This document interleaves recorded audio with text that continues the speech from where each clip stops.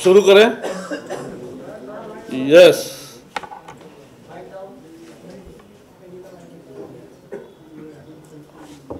Mobile telephone की हवा बेचने में जो घोटाला हुआ है,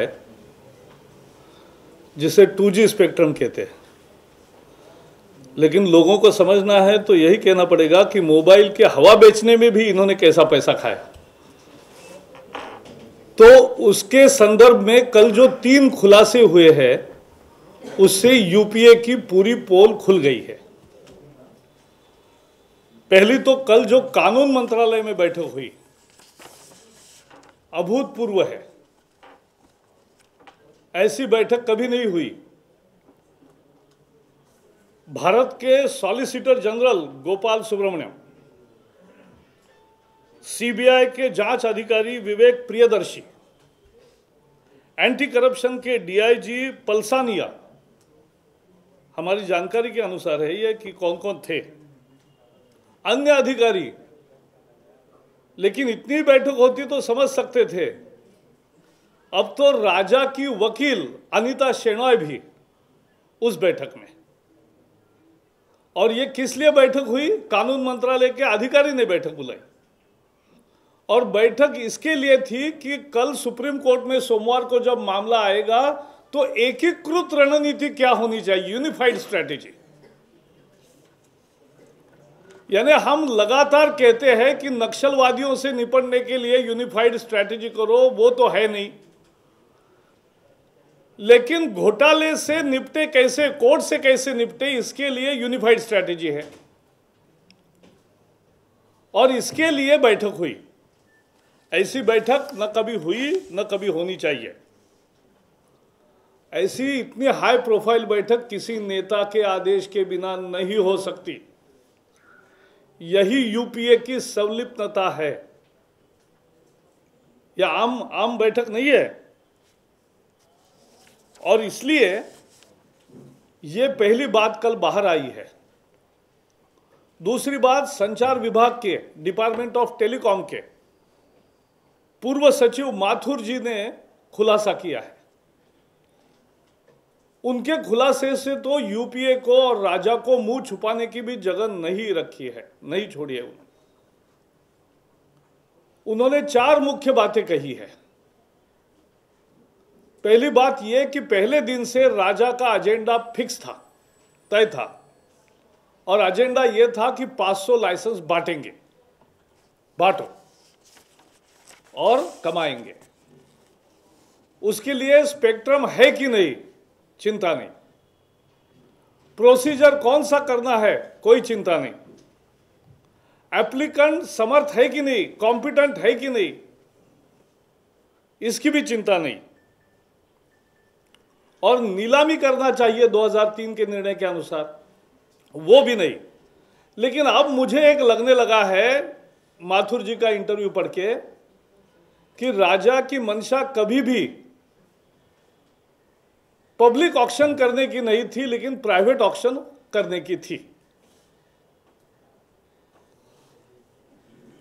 तो ये प्राइवेट नीलामी का सारा खेल एक ये भ्रष्टाचार साजिश के तहत हुआ, ये खुलासा उस इंटरव्यू से होता है। लेकिन मैं अभी आ रहा था तो एक चैनल पे प्रधानमंत्री जी को लोगों ने जब पूछा कि इसके बारे में आपका क्या कहना है, तो प्रधानमंत्री जी ने कहा मुझे कुछ नहीं कहना है, वो चुप है इस पर।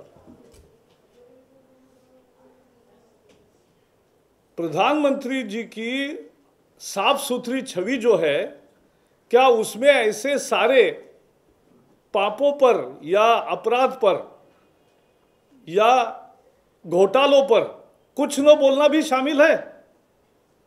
घोटाले पर कोई भी भूमिका न लेने वाला कोई साफ सुथरी इमेज कैसी हो सकती है? और हम तो आज सोनिया जी और राहुल जी से भी सवाल करना चाहते हैं। आए दिन अनेक विषयों पर देश को प्रवचन देते, 2G पे क्यों नहीं बोल रहे? क्यों चुप है? और इसलिए यह सवाल हम उठाना चाहते हैं। See the 3 revelations, very damning revelations which have come to public domain today have completely exposed the UPA dispensation for its complicity in 2G spectrum scam and its design to cover it up. Law officer calls a meeting of very high profile people, Solicitor General Gopal Subramaniam, the DIG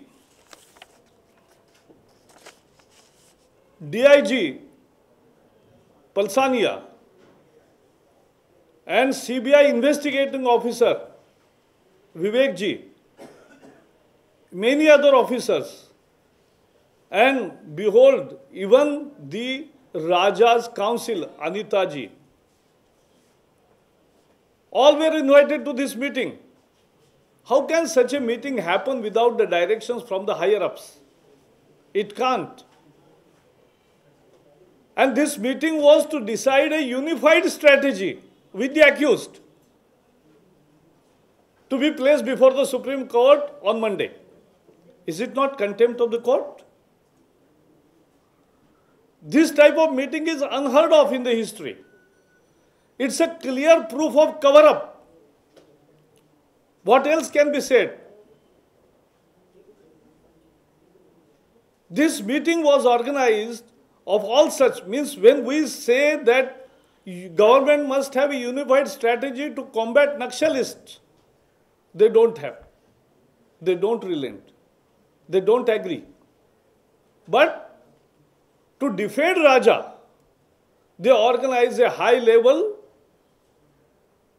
meeting to decide the unified strategy, a unified approach. This is for the cover-up. And that is for the Congress morality. This meeting is a clear proof of government's cover-up plan, and that is why we condemn these such meetings and efforts. The second revelation came in the form of ex-DOT Secretary D.S. Mathur's interview. And in his interview, he has clearly stated that from the day one, Raja was obsessed with distributing more than 500 licenses, notwithstanding what is the availability of the spectrum, what should be the procedure, whether the applicants are competent or not, whether auction should be done or not. So this actually has bared the UPA dispensation and Raja in particular. This interview is a damning and clear clinching evidence of the whole scam, which is now clear that it was a premeditated conspiracy. And that is why we have demanded immediate sacking of Mr. Raja. But unfortunately, the Prime Minister is not saying a word about this. Even today, when he was confronted and asked by the journalist, he kept mum. We are asking, does his clean image also includes whitewashing of such scams, and still it can be clean? And that is why. And there is Congress President and Congress General Secretary who lecture the country on various issues, but they have not said a word on 2G spectrum.